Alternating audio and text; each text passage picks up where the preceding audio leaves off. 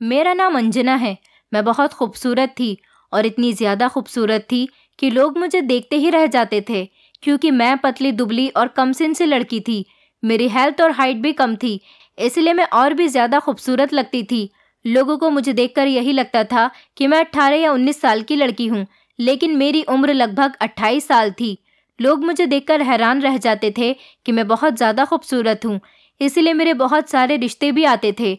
लेकिन मेरे माता पिता मेरी शादी किसी ऐसे परिवार में करना चाहते थे जहाँ पर सास ससुर का चक्कर ही न हो, और ऐसा रिश्ता फाइनली मेरे माता पिता को मिल भी गया था, क्योंकि जिस लड़की के साथ मेरी शादी होने जा रही थी वो अकेला था। उसके साथ सिर्फ उसका एक छोटा भाई रहता था जो कि जॉब पर जाता था।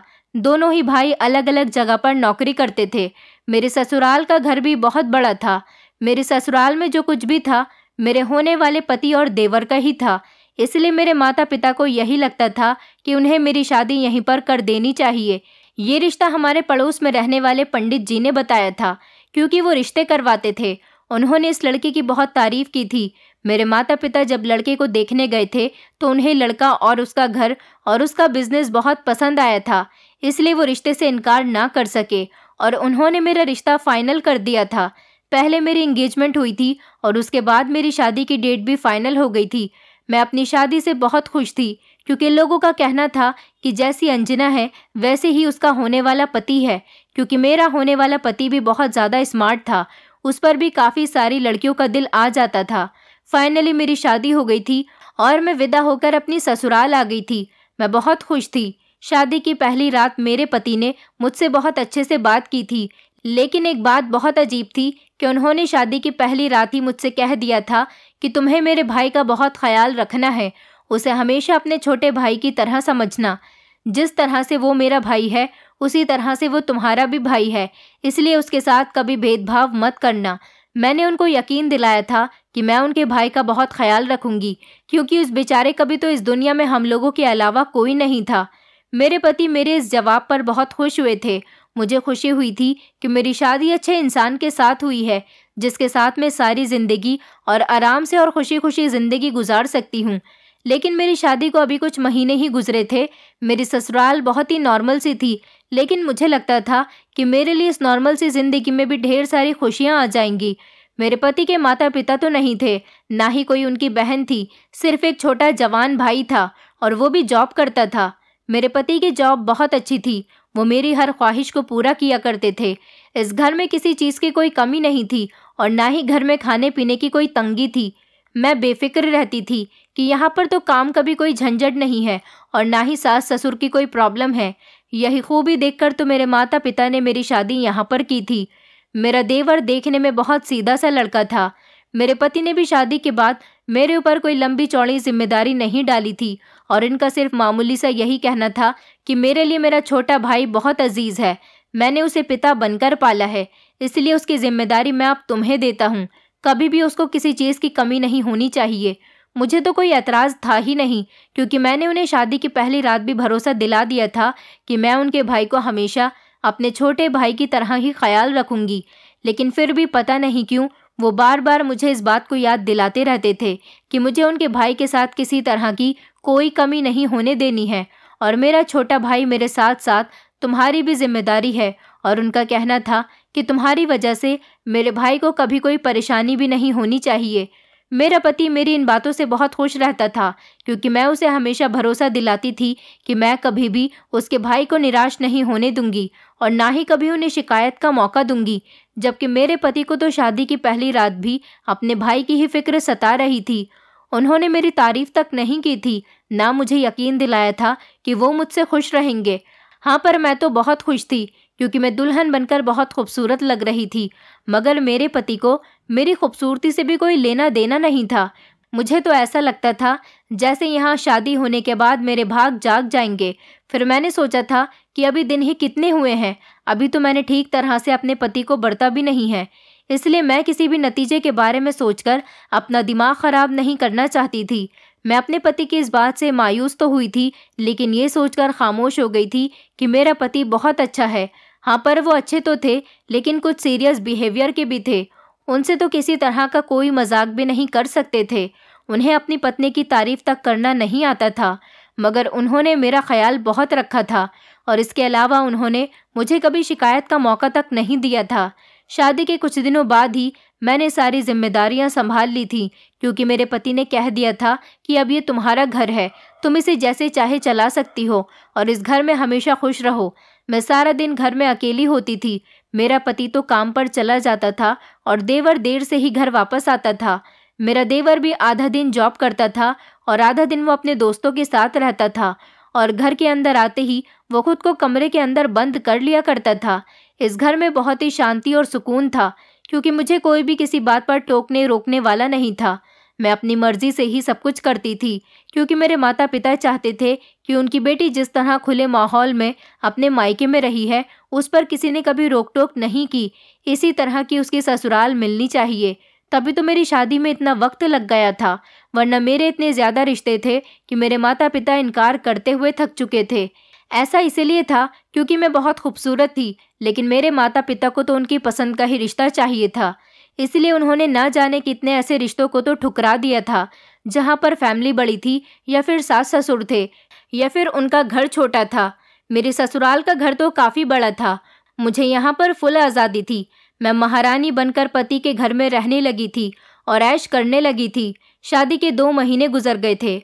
मेरा पति मेरी हर डिमांड को पूरी करता था और देवर सिर्फ खाना खाने के टाइम पर ही सामने आता था, मगर तब भी वो खामोश खामोश सा रहता था और खामोशी से अपना खाना ख़त्म करके वापस अपने कमरे में चला जाता था। वो सिर्फ अपने काम से काम ही रखता था। दोनों ही भाई काफ़ी सीरियस बिहेवियर के थे। मुझे लगा था कि मेरे देवर का बिहेवियर थोड़ा मजाक करने वाला होगा, मगर मुझे आइडिया नहीं हुआ था कि वो खामोश बिहेवियर का नहीं है, बल्कि वो मुझसे खुश नहीं है। मेरे पति ने एक दिन उससे बात की थी और उससे मेरे बारे में पूछने लगे थे कि क्या तुम्हें अपनी भाभी पसंद नहीं आई, तुम मुझसे बात क्यों नहीं करते हो, या फिर मेरी पत्नी ने तुम्हें कुछ कह दिया, या फिर मेरी पत्नी तुम्हारी किसी जिम्मेदारी में कोई कमी कर रही है। तुम्हें मायूस होने की ज़रूरत नहीं है। जैसी भी बात है तुम मुझे खुलकर बता सकते हो।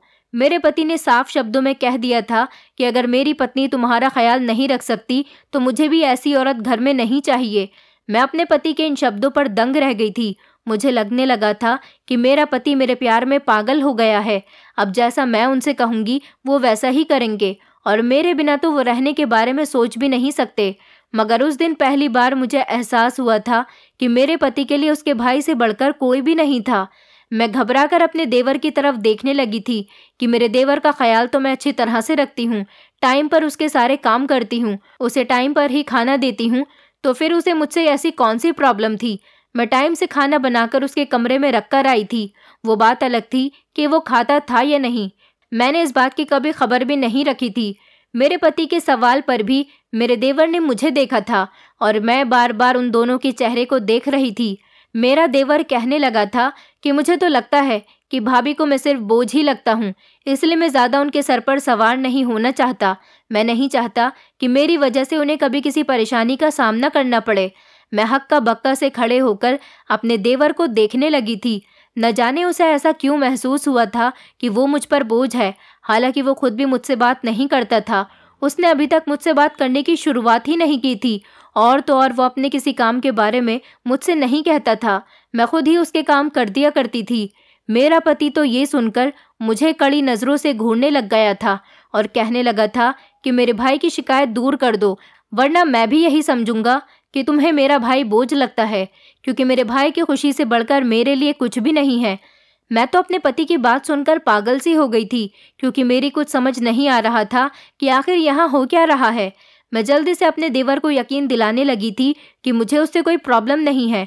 मेरे देवर ने तो लापरवाही से कंधे उचका दिए थे और कहने लगा था कि ठीक है भाभी, मैं कुछ दिन में ही आपको देख लूँगा कि आप मुझसे कितनी खुश हो। मेरा पति अपने भाई को बार बार कहने लगा था कि मेरी पत्नी अब तुम्हारा पहले से भी ज़्यादा ख्याल रखेगी, क्योंकि ये भी इस बात को अच्छी तरह से जानती है कि मेरा भाई मेरे लिए कितना स्पेशल है। अब तुम्हें कोई परेशानी हो तो तुम मुझे बता देना। मुझे उस दिन ऐसा लगा था जैसे वो घर मेरे पति का नहीं बल्कि मेरे देवर का था। मेरा देवर तो वहीं जमकर बैठ गया था, जबकि मेरे पति के पीछे वो ज़्यादातर अपने कमरे में ही रहता था। मैंने सोच लिया था कि मैं अब अपने देवर का इतना ख्याल रखूंगी कि वो मेरी तारीफ किए बिना रह नहीं पाएगा। उस दिन के बाद मैं अपने देवर के आगे पीछे घूमने लगी थी। वो घर आता था तो उसे उसके कमरे में खाना देने जाती थी, और जब तक वो खाना नहीं खा लिया करता था तब तक मैं उसके कमरे से बाहर नहीं आती थी, और शाम को चाय बनाकर भी उसे पिलाती थी ताकि हम एक साथ बैठकर चाय पी सकें। मेरा देवर मेरी इतनी सेवा पर मेरे साथ फ्री होने लगा था, और अब वो जॉब पर से आने के बाद घर में भी रुकने लगा था। एक दिन वो मुझसे बातें करते हुए मेरी बहुत तारीफ करने लगा था। वो समझ रहा था कि मैं बहुत कम उम्र की और नादान लड़की हूँ। जाहिर सी बात है, सब लोग ही मेरे बारे में ऐसा कहते थे क्योंकि मैं थी ही ऐसी, लेकिन अपने देवर के मुंह से भी इस बात को सुनकर मैं हंस पड़ी थी। मैं सच में बहुत खूबसूरत थी, और शादी के बाद तो मैं और भी ज़्यादा खूबसूरत हो गई थी। जबकि मेरी उम्र 28 साल थी, फिर भी मेरा चेहरा मासूम लड़कियों जैसा लगता था, और मैं हमेशा ही ऐसी थी और अपनी उम्र से छोटी लगती थी। अपने देवर को भी जब मैंने अपनी उम्र बताई तो एक पल के लिए वो खामोश हो गया था। फिर बोला कि इस बात से क्या फ़र्क पड़ता है, मेरे देवर की उम्र तो 22 साल थी। उसने ऐसा क्यों कहा था, मैं इस बात को नहीं समझ पाई थी, और मैंने सिर्फ हाँ में सिर हिला दिया था। मुझे महसूस हुआ था कि मेरा देवर अब मुझे हर टाइम गहरी नज़रों से देखता रहता था। मैं पहले तो लापरवाही सी रहती थी क्योंकि मेरा देवर तो ज़्यादातर अपने कमरे में बंद रहता था, मगर अब मैंने नोटिस किया था कि उसकी नज़रें मेरे पूरे शरीर पर टिकी रहती थीं, और बार बार वो मुझे इस तरह से देखता था जैसे पहली बार देख रहा हो। मैं ज़्यादातर साड़ी ही पहना करती थी, और मुझे पल्लू करने की आदत बिल्कुल भी नहीं थी। वैसे मैं सूट भी पहनती थी, लेकिन डार्क कलर के और स्टाइलिश कपड़े पहनती थी। डार्क कलर की और बैकलेस साड़ी में मैं और भी ज़्यादा खूबसूरत लगती थी। मुझे कोई भी देखता तो मुझ पर से नज़रें नहीं हटा पाता था। मैं अपने देवर को कभी कुछ नहीं कह सकती थी क्योंकि वो मुझे छुप छुप कर देखता था। वो मेरे सामने तो ऐसा नहीं करता था कि वो मेरा जायज़ा लेता रहता। मैं इस बात को अच्छे से जानते हुए भी अनजान बनी रहती थी। मेरा पति खुश था कि मेरा देवर अब उनसे मेरी कोई भी शिकायत नहीं करता, और वो मेरे साथ खुश रहता है। कभी कभी मुझे अपने पति का उनके भाई के लिए पागलपन बहुत अजीब सा लगता था। भाई की मोहब्बत से ज़्यादा उनका चापलूसी से भरा अंदाज होता था। मैं हैरान होती थी कि मेरा पति अपने भाई को खुश रखने के लिए इतने जतन क्यों करता है। मेरे पति की फैक्ट्री का काम ज़्यादा बढ़ जाने की वजह से मेरे पति ने कहा था कि वो कुछ दिनों तक रात को देर से घर वापस आया करेंगे, और अगर ज़्यादा ही रात हो गई तो वो रात को घर नहीं आएंगे। इसलिए मैं खाना भी अपने और अपने देवर के लिए ही बनाया करूं, क्योंकि मेरे पति वहीं पर ही खाना खाया करेंगे। मैंने सोचा कि मेरे पति घर पर नहीं हैं, तो आज अपने देवर से ही पूछ लेती हूँ कि रात को खाने में क्या बनना है। मेरे देवर ने तो खाने की ढेर सारी डिशेस बताई थी, और कहने लगा कि भाभी, हमारे घर में कभी मेहमान नहीं आए क्योंकि हम दो भाई आखिर क्या क्या कर सकते थे। इसीलिए मैं चाहता हूँ कि जितना खाना मेहमानों के आने पर बनाया जाता है, इतना ही खाना आप हम दोनों के लिए भी आज बना लो। मैं अपने देवर की बात सुनकर परेशान हो गई थी। मैंने सोचा था कि चलो मेरे देवर ने जितनी डिशेस मुझे बताई हैं उनमें से 1 या 2 डिशेस तो बना ही लेती हूँ, क्योंकि हम 2 लोग ही तो हैं, इतना ज़्यादा खाना बनाकर होगा भी क्या। मगर मेरे देवर ने तो कहा था कि आज आपको मेरी बताई हुई सारी डिशेज़ें बनानी होंगी। मैं इतना सारा खाना अकेले कैसे बना सकती थी। मेरी परेशानी पर मेरा देवर कहने लगा कि मैं आपकी मदद करवा दूंगा, आप फिक्र मत करो। मैं बेफिक्र हो गई थी कि चलो 1 से भले 2 ही सही, हम मिलकर सारा काम कर लेंगे तो काम जल्दी हो जाएगा। मगर 1 घंटे बाद ही मेरे देवर ने मुझे हिलाकर रख दिया था। मैंने सोचा कि मैं थोड़ी देर आराम कर लेती हूँ, उसके बाद सारे काम एक साथ निपटा लूँगी। मैं जब बिस्तर पर लेटी तो अचानक मेरी आंख लग गई थी।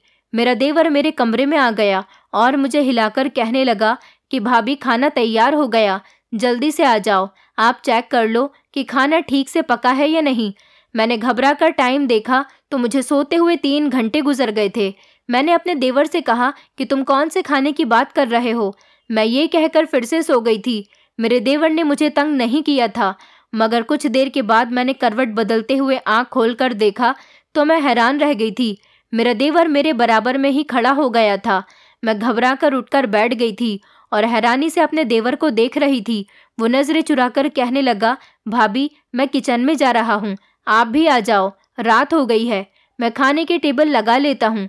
मेरा देवर कमरे से निकल गया, जबकि मैं काफ़ी देर तक अपनी ही जगह पर बैठी रह गई थी। मैंने टाइम देखा तो रात के 8 बज रहे थे। मैं घबरा गई थी क्योंकि मैं काफ़ी देर तक सोती रही थी। कल रात वैसे भी मुझे नींद नहीं आई थी, इसी वजह से मुझे अब नींद आ रही थी, और इतनी देर तक मेरा देवर भी मेरे कमरे में ही रहा था। मुझे ये बात बहुत अजीब लगी थी। मैं उठकर किचन में गई तो सामने का नज़ारा देखकर मेरे होश उड़ गए थे। मेरे देवर ने तो सारा खाना बनाकर रेडी कर लिया था। वो टेबल लगा रहा था। फिर मैंने उसकी टेबल लगाने में मदद कर दी थी। मैंने उससे कहा कि ये सारा खाना तुमने खुद बनाया है? तो वो कहने लगा, हाँ भाभी, ये सब मैंने बनाया है क्योंकि मैं कुकिंग करना जानता हूँ।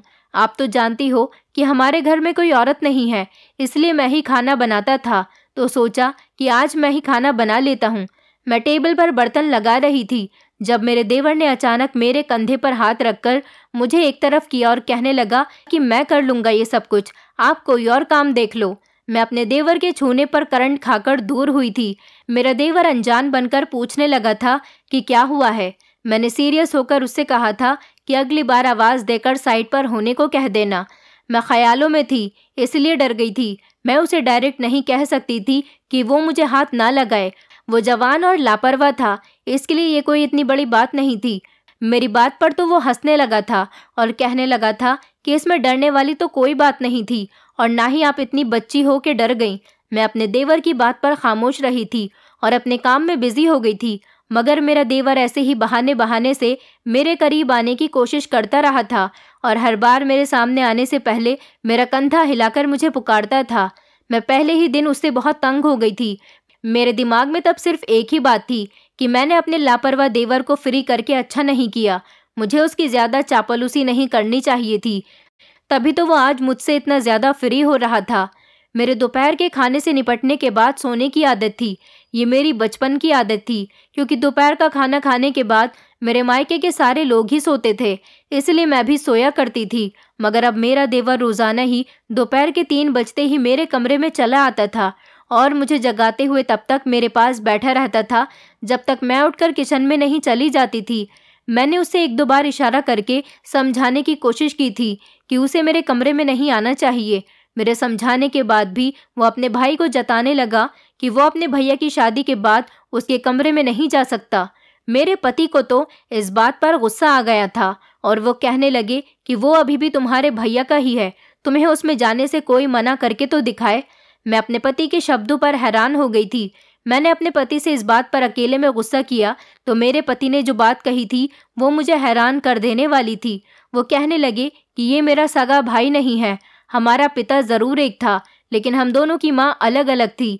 मैंने कभी अपने भाई को सौतेलापन नहीं दिखाया, इसलिए तुम भी उसका बहुत ख्याल रखना। वो बहुत मासूम है, तुम्हारे कुछ भी गलत करने पर वो अकेलापन महसूस करने लगेगा। मुझे ये बात अजीब लगी थी कि सौतेले भाई के लिए मेरा पति इतना पागल हो रहा था जितना कि कोई अपने सगे भाई के लिए भी नहीं होता। मुझे उस दिन बड़ी बेचैनी सी महसूस हुई थी कि बात कुछ और ही थी। मेरा पति अपने छोटे भाई के सामने दबकर रहता था। उस दिन के बाद मैं अपने देवर को कुछ भी नहीं कह सकी थी। अब तो वो मेरे साथ रात के खाने में मेरी मदद करवाया करता था और मुझे बहाने बहाने से छेड़ता रहता था। मैं परेशानी का शिकार होने लगी थी क्योंकि मैं आज़ाद ख्याल की लड़की थी और अपनी ज़िंदगी में मैंने फ़ैशन भी बहुत किए थे, मगर इतनी बेशर्म नहीं थी कि देवर की गलत हरकतों को छेड़छाड़ समझकर नज़रअंदाज किए रखती। मैं तंग होने लगी थी।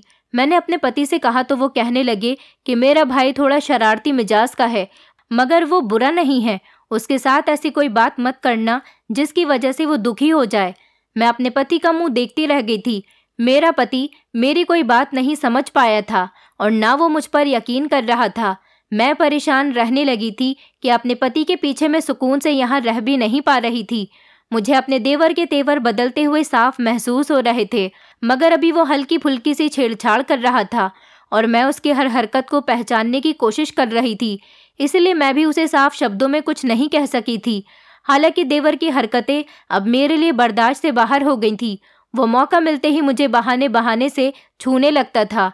रात के खाने के टाइम हम दोनों अकेले होते थे, क्योंकि दिन के टाइम पर तो मेरा देवर जॉब पर होता था और मैं अकेले खाना खाती थी। रात के टाइम पर मैं उसी के साथ खाना खाती थी। मेरा पति तो वैसे भी किसी दिन घर पर आता ही नहीं था और किसी दिन देर से घर आता था तो खाना खाकर ही आता था और इतना ज़्यादा थका हुआ होता था कि आते ही वो सो जाया करता था। मजबूरन मैं अपने पति के बजाय देवर के साथ टाइम स्पेंड करने लगी थी। एक दिन खाना बनाते हुए मेरे देवर ने मुझसे कहा था कि वो अपने दोस्तों को डिनर पर इनवाइट करना चाहता है। मैं उसे दिन बता दूं कि जिस दिन मुझे ठीक लगे मैं वो दिन उसे बता दूं और वो अपने दोस्तों को घर पर बुला ले। मैं उसकी बात सुनकर परेशान हो गई थी। मैं पहले ही हर रोज उसके साथ घर पर अकेली होती थी, अब वो अपने दोस्तों को भी घर बुलाना चाह रहा था। मैंने उससे कहा था कि मैं इस बारे में तुम्हारे भैया से डिस्कस करके बता दूंगी। वो कहने लगा ठीक है।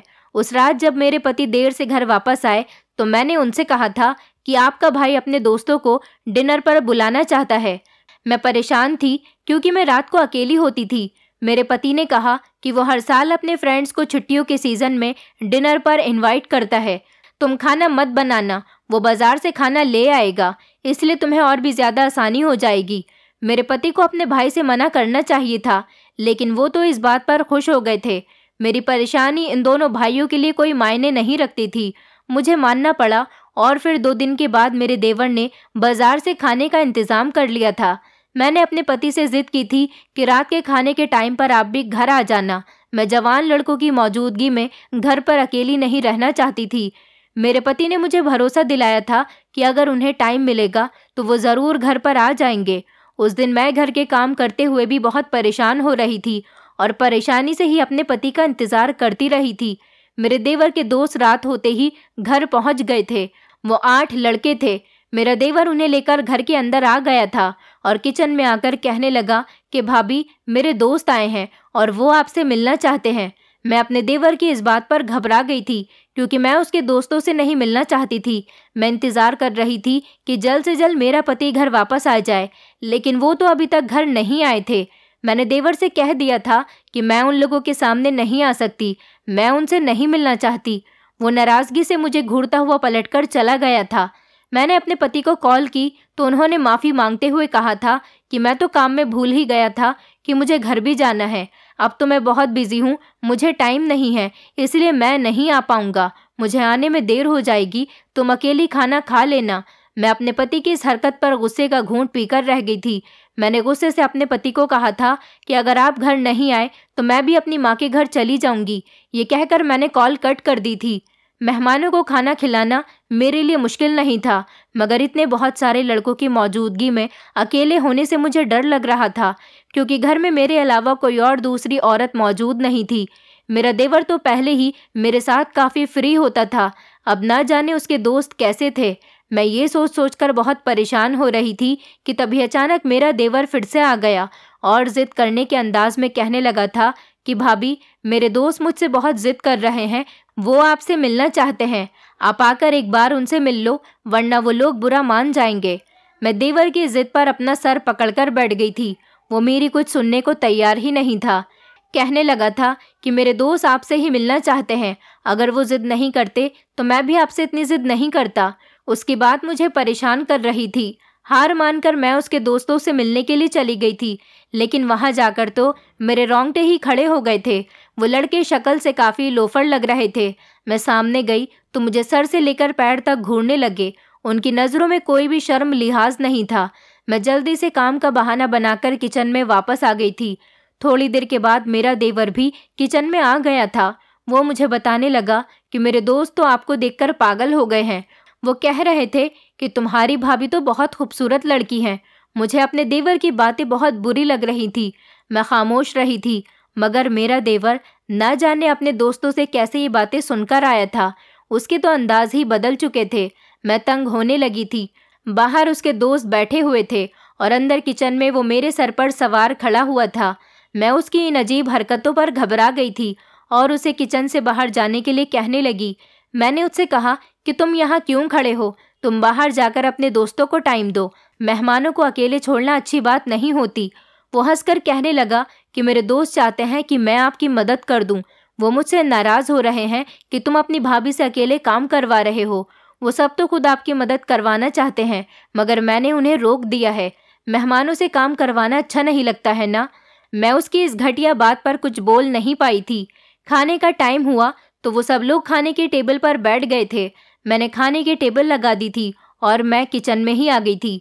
मैंने सोच लिया था कि मैं किचन में ही खड़े होकर खाना खा लूँगी, मगर मेरा देवर किचन में आ गया और कहने लगा, भाभी आप भी हमारे साथ खाना खा लो, सब लोग आपका इंतज़ार कर रहे हैं। ये कहकर मेरा देवर किचन से बाहर चला गया। मैं हक्का बक्का रह गई थी। वो मुझे अपने दोस्तों के सामने ले जाने की बार बार कोशिश कर रहा था।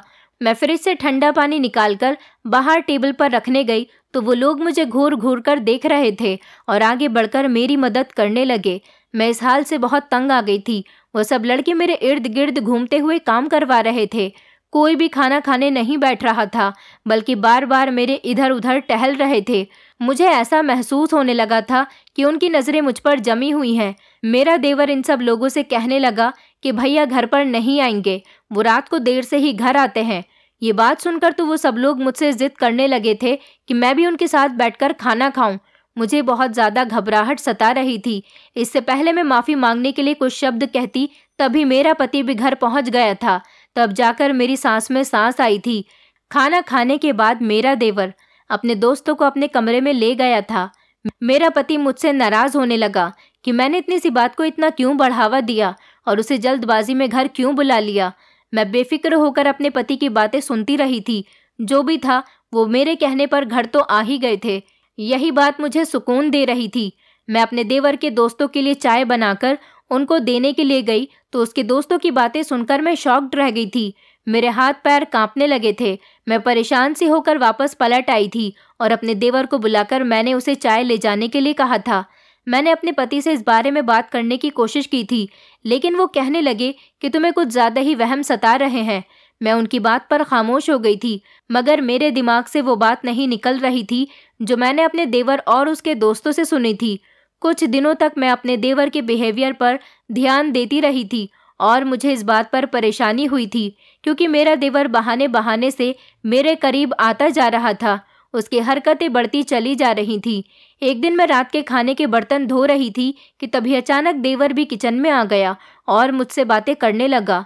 वो बातें करते हुए मेरे करीब आ गया था और मुझे बहाने से छूने लगा। मेरे तो होश ही उड़ने लगे थे। मेरे देवर की घटिया हरकतें बढ़ रही थी, लेकिन मैं यह सब कुछ और बर्दाश्त नहीं कर सकती थी।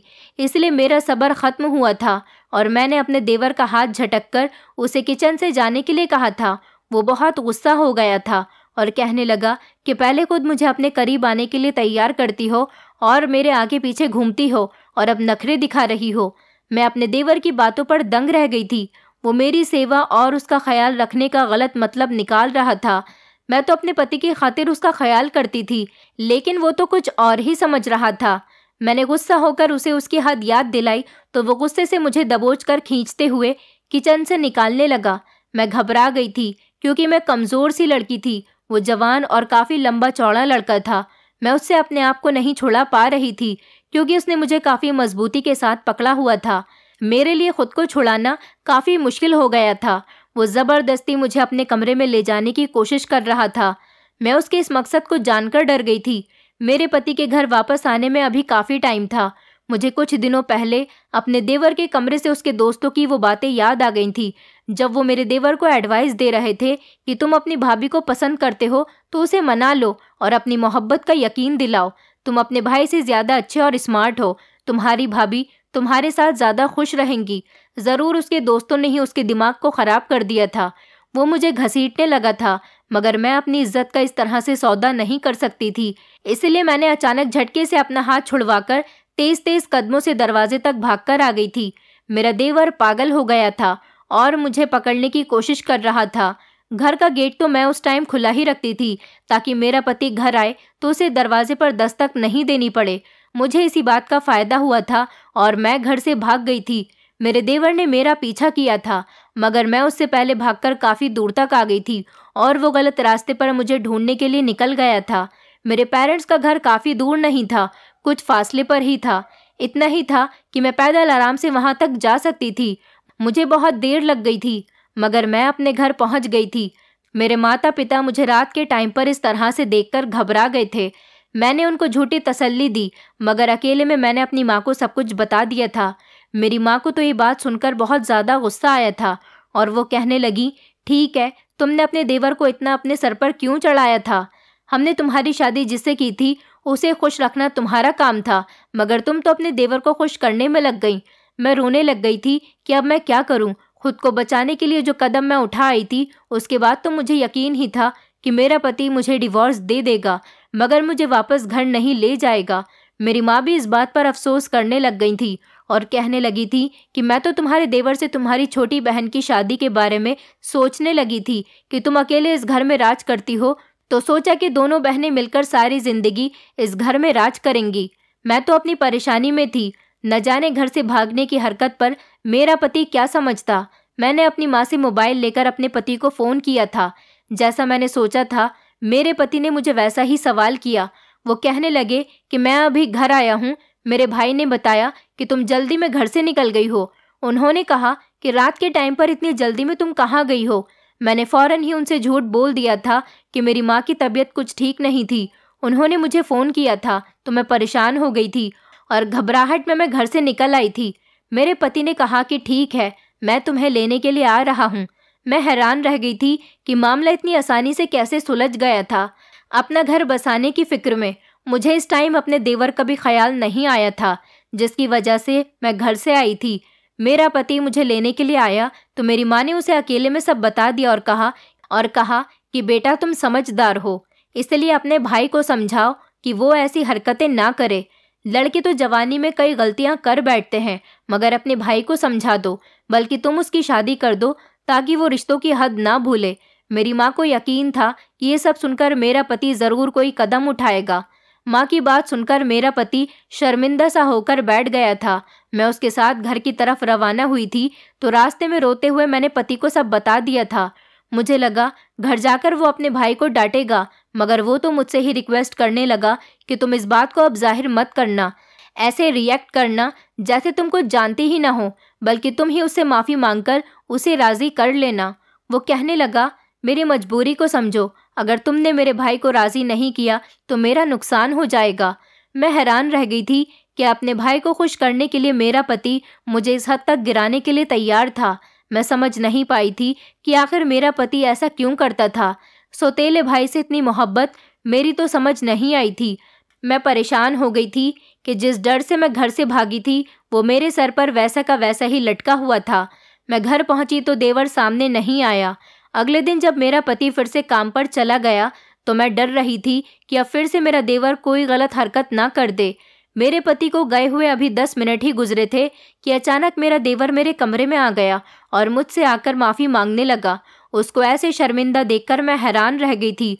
उसने मुझसे कहा, भाभी मुझे माफ़ कर दो, कल मैंने जो कुछ भी किया वो मेरी गलती थी, लेकिन मैं आपसे प्यार करता हूँ। आप मुझे बहुत अच्छी लगती हो और मैं आपसे शादी करना चाहता हूँ।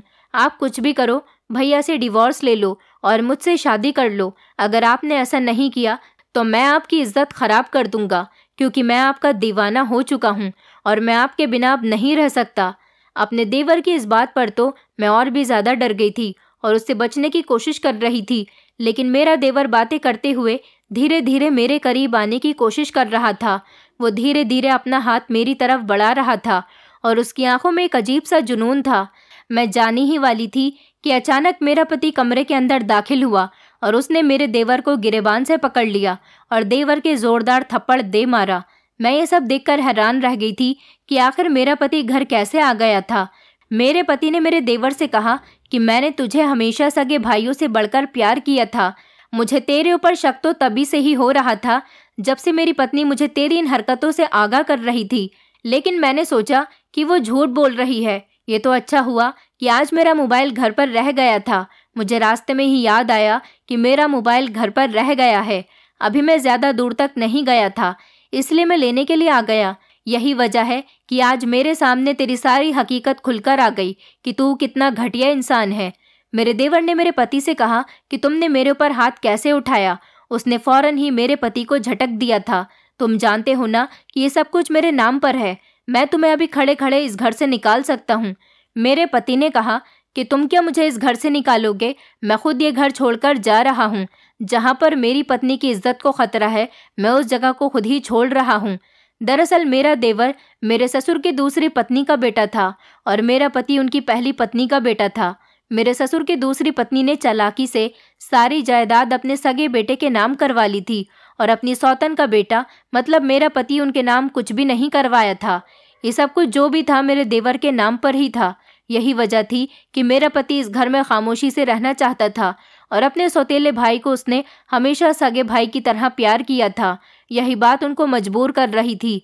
मेरे पति के सामने आज उसके सौतेले भाई की हकीकत खुलकर सामने आ गई थी। मेरे पति ने कहा था कि मुझसे बहुत बड़ी गलती हो गई। मैंने अपने सौतेले भाई पर यकीन किया क्योंकि सौतेला सौतेला ही होता है और वो कहीं पर भी अपना सौतेलापन दिखा देता है। उस दिन मेरे देवर और पति की बहुत लड़ाई हुई थी। मेरे पति ने अपना और मेरा सामान पैक करवा लिया था। उसके बाद हम दोनों वो घर छोड़कर चले गए थे और हम लोग दूसरे शहर में आकर किराए पर रह रहे हैं। यहाँ पर मेरे पति की नौकरी भी अच्छी जगह पर लग गई।